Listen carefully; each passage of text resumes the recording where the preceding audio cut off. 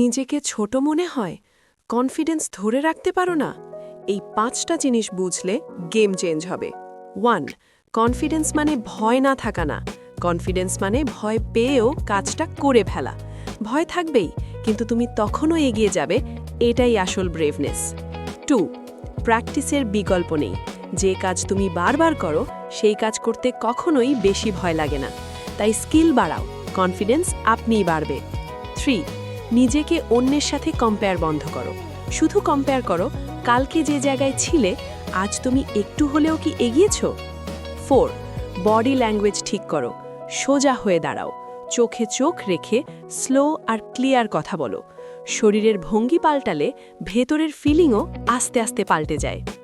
5. নিজেকে অপমান করার জোক বন্ধ করো।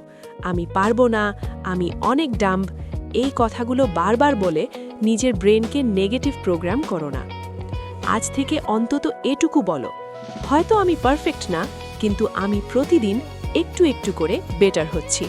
যদি একমত হও, কমেন্টে লিখো, আমি কনফিডেন্ট হতে শিখছি। ভিডিওটা সেভ করে রাখো, কনফিডেন্স কমে গেলে আবার দেখবে। এমন অনুপ্রেরণামূলক ভিডিও পেতে লাইক করুন, সাবস্ক্রাইব করুন আর আমাদের বৃদ্ধি পেতে সাপোর্ট করুন।